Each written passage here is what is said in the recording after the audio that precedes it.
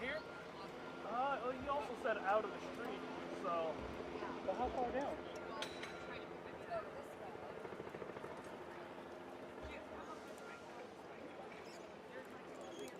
Whoa, watch out. Run away. Try to run away.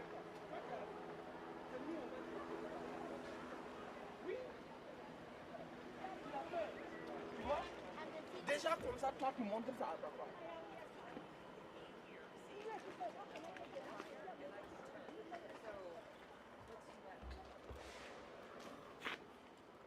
Does that work for you guys since there's a clearing in there? Yeah, because I think that way we can at least see something.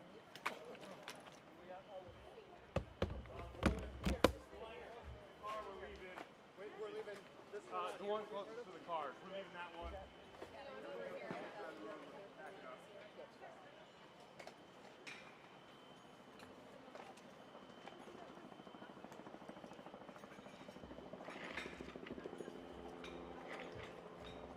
And we'll just have him like right there.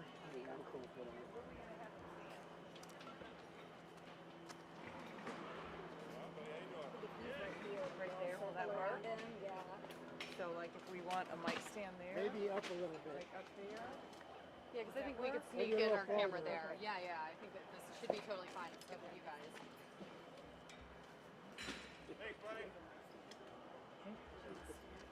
We go. Quite a scene.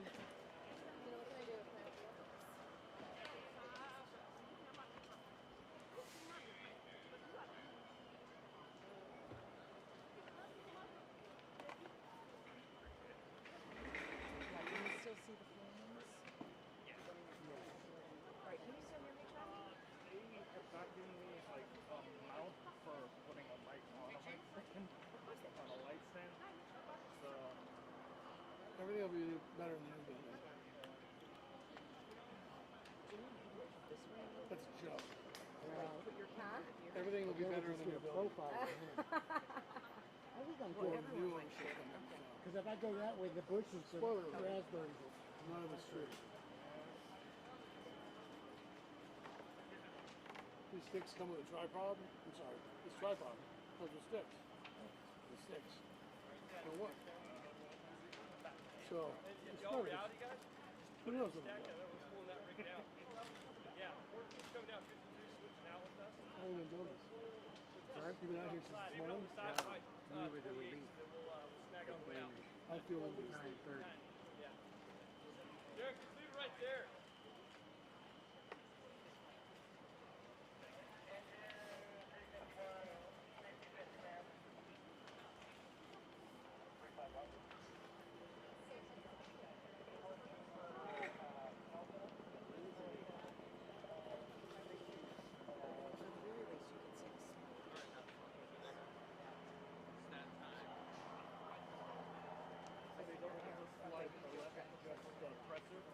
Hello, I'm Jay Whitwer, the fire chief with Tukwila, and this is Eric Drever, our police chief.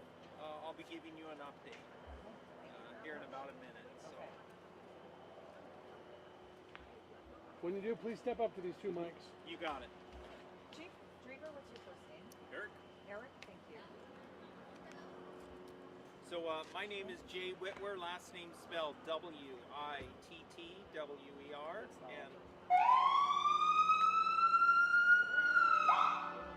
Sorry, would you mind restarting that real quick? Make sure we're all good and rolling real good. King said it doesn't like my name is Jay Whitwer. I'm the fire chief with Tukwila Fire Department. Last name spelled Wittwer. And I'm Eric Drever. I'm the chief of police for the Tukwila Police Department. Last name is Drever. Great, what do you want to tell us? Why'd you gather us from 11? Okay, gave you an update about the fire here on 65th. I'll just go through some of my notes to make sure I capture it all for you. I'll be brief. At approximately 5:02 a.m. today, we responded to 5100 65th Street here in Tukwila. We found an apartment complex, 32 units. 31 of them are occupied. heavy fire from the back side, or what we consider the Charlie side of the building. A number of agencies have also responded in with Tukwila Fire to handle this situation.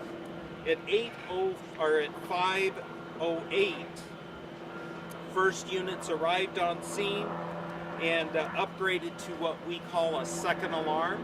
So there's additional units to come in to assist. Shortly after that, at 5:15, we upgraded to a third alarm. We have a very complex scene here because the back side of the building, or the Charlie side, is difficult to access. And that is what we understand to be the origin of the fire, was on that back side. It is a sheer drop-off at this location. We are challenged by this fire because of the difficulties of having access. The hillside is unstable. There is a lot of water that is flowing down the hillside, which is causing that unstable condition. We are, with an abundance of caution for our personnel, we are not putting anyone in the building as of yet because of that unstable condition. We do have 2 confirmed deaths in the building. One person, an additional person, is missing. All other occupants in the building have been accounted for. We have opened the Tukwila Community Center, not far from this location, as a site for all the residents to evacuate to. We have Red Crosses on scene. They are assisting those residents in finding housing. At this time, we are, again, an abundance of caution with the situation because of the instability of the hill and where the apartment is located adjacent to that sheer drop-off. We have pulled our units, the fire units, back out of that parking lot, and we will continue to fight the fire from the street, again, making sure that our personnel are safe. No injuries of firefighters have been reported. We are operating in a very safe manner. I've heard some people call they live in the adjacent building. They've also been evacuated. You are correct. So we are taking steps to make sure that the surrounding properties are safe as well. The closest building to the fire-affected building has been evacuated as well. They are situated very close to the hill drop-off, and so again, the abundance of caution on our part. We've also shut down interurban directly below the property, again, because in case of any failure of the building or of the hillside, which could slide into interurban. There's also 2 occupancies below this property that come off of interurban. Those have also been evacuated. Are those homes? Are those commercial? You know, from what I understand, there are some apartments and there's one business. And I do have that information in my pocket. I just don't recall. How total of the number of people have been evacuated do you think so far?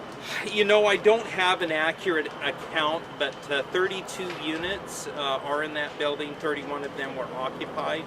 We do not have a total count yet. We are working very close with the property manager. They're making a very good account of all of their residents, just to make sure that we are having accountability there. Do you have any additional information on the 2 people who died? Was this a parent and a child, or were they in the same family? The information that we have is that there was an adult female and a very young child. That is the information that we have currently. The family of the deceased have been informed. Were the 2 individuals who passed away, were they found on the bottom floor, or what floor of the building? So at this time, I don't have that information. That will be made available to all of you when we have that. Or were they found inside, trapped together, or? From our understanding, they were inside of one of the apartments. Earlier this morning, you reported multiple injuries. Do you have a number of those injuries and how serious they were? There were 4 people that were treated, occupants that were treated here on scene. To my knowledge, none of those were transported to the hospital. Chief, it doesn't even look like you're able to launch a defensive attack so many hours Later, can you talk about the tactics involved as we speak? I mean, we're watching the building just burn. So this is a little deceptive right now from your standpoint, and I'll make this really clear for all of you what's going on. The big concern right now is the stability of the hill. We do not want to risk any other lives because of that instability of the hill. So we have pulled the fire units back out of the parking lot where they were at so that we can keep them in a safe distance from the building. That is going on right now. You can hear the apparatus behind me are backing out. We will leave a number of apparatus that will remain on scene, will remain in the street, and be able to go back to a defensive posture, again applying water to the building. We're trying to find a good balance of suppressing the fire that is existing in the building and the stability of the hill. Who else are you looking to? Sorry, go ahead. Sorry, typically it seems like no more than 7 hours after this fire started, yet there's still a lot of fires. It is, and that's indicative of the situation that we face. We're not able to surround the building. We're only able to apply water from one direction. That backside is such a steep drop off that we're not able to get close enough, and we are not going to put our personnel at risk by placing them right on the verge of that sharp drop. No doubt you're asking for assistance to determine the specific safety of that slope. Who are you calling? Who makes that determination ultimately? So that is an excellent question. We have our own city engineers and public works individuals that are assisting us in the process. We have also called experts in the field for soil stabilities. They have come out and have made the determination of the stability of the hill. Thus, the results of that study and that recommendation is what you're seeing right now. We're pulling back, we're making sure we're operating from a safe distance so that in the event that there is a slide of that building down the hill, we're not compromising any individual. Is that why the other buildings were also evacuated, not because of fire danger? Exactly. And this is a common occurrence. When you have a lot of water that's applied to soil, the soil becomes unstable. And we do not want to see a cascading event take place. So this is really an abundance of caution that we are playing right here, that we are applying to this situation. How big is that hillside in terms of feet? You know, Chief Drever, do you know the distance from where we're at now to where interurban is at? No, but you're looking at least 50 to 75 feet. And that's a good estimation. And it's a pretty sheer drop off. There is a lot of vegetation on the hill that helps to stabilize the soil, but with the amount of water that is taking place to control the fire, it does compromise that soil. In terms of like a worst case scenario, you have this building lose its footing. How many structures specifically are directly in its path below? So there are 2 structures below it. They have been evacuated. We've also shut down interurban because we don't want traffic to be affected by the possibility of that. I estimate that it'll be between 12 and 24 hours before we have really a better estimate of what the stability effects will be. Given the alarms and how that escalated this morning, do you feel as though you had enough fire personnel either within your own particular department or to pull from other neighboring departments? Again, I want to make this really clear to this group, is that all of our partners, we work close together. Our neighboring jurisdictions rely on Tukwila to come and assist them when they're in need. We've had a number of large fires in Burien and White Center, and now we have this one in Tukwila. We all assist each other. We're able to bring that effective firefighting force in to deal with whatever the situation is. We had the first arriving crews here within 5 minutes of the call. So a rapid response. And that's one thing that we really do pride ourselves here in Tukwila, is that we've got a really good response level, really good response time to when folks call in their time of need. Chief, how do you compare the complexity of this scene through your career? You know, this is a situation that doesn't present itself often. with the topography difficulties that we're facing here. And I am really proud of the command structure here and the caution that they're using. We did have a firefighter that slid down the hill slightly at the beginning of the event. He was pulled back up again. That just, I think, puts an exclamation point to how important safety is, because we don't want to compromise this scene or anyone that's on this scene. We talked to some residents who say that the fire alarms did not go off, and by the time they could hear them actually outside, the building was almost entirely engulfed. I know the investigation might not be underway, obviously, still fighting it, but have you heard this from people, and are you looking into that? I have not talked to any of the residents myself, so I do not have that information. I know one of the things that we do really focus on are those alarms and making sure that the notifications are made to our residents to get them out. Our crews really did focus on the evacuation efforts at the beginning to make sure that all of those occupants got out. We did receive great news from the building management. They say that all of those residents that were in question have been accounted for, and they're even taking it one step further and having them sign so that they know that they have identified these people. Really pleased with the responsiveness of the building ownership. When a fire department such as yours has so many high occupancy buildings like this, is there any part of your training where you kind of know the buildings, that are in each district, in each area of the fire stations? So I am, again, because of our personnel and the efforts that they make, they are very familiar with all of these buildings. They know what they are responding into. The first arriving crews have done assessments of these buildings. They knew that they couldn't go around to the backside where the fire was, so they immediately stretched high flow fire hoses to the back of the building to try to make an effective fire attack there.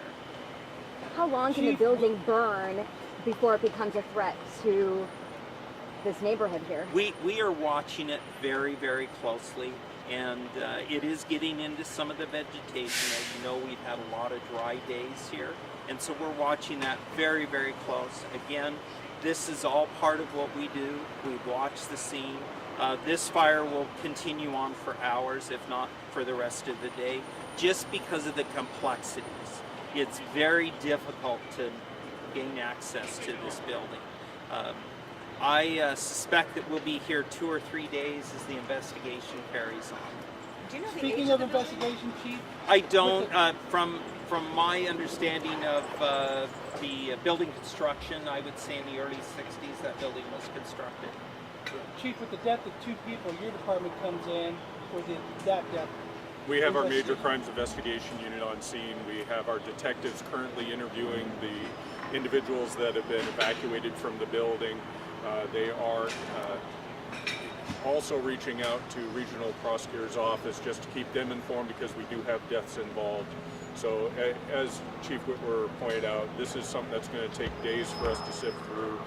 Once we do have control of the fire, we'll be able to get a little bit more in-depth information for our investigation. One of the things that we really do pride ourselves in this region is that we work really well together. And so Chief Drever has fostered those relationships with the partners in law enforcement. Likewise, myself and Tukwila Fire Department has done that. We have numerous agencies here on scene. The fire investigation will involve about 4 or 5 different agencies. That really does bring a better result to the product in the end. Tukwila Police Department will be taking the lead as far as any investigations that have to take place that involve police powers. The additional building evacuations, will they be out for the night as well, do you think, or just for the day? Do you have any indication about that? We don't know. We're going to wait and really monitor the situation. We have the experts on scene that we have confidence in, and so we'll make you aware of that once we know. And we do have humanitarian efforts going forward to make sure they do have housing, they're being fed, they're being tended to. We do have Red Cross also tending to them at this time. Okay, any further questions? Gentlemen, thank you. Thank you very much. You're welcome. Do you plan to give any more updates throughout the day? We will. We'll probably have another press conference in 2 or 3 hours, but we'll cascade that out. Right now, information is available through Zone 3 PIO, so just go to the social media. Zone 3 PIO. It's all there. So that'll be updated, and the press conference time will be made available. I estimate, what is it, about 11:30 now? We'll probably do another one around 2 o'clock with any updates we have. Okay. Thank you, sir. Thank you. Thanks, Chief.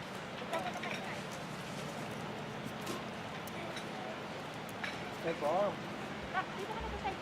Oh.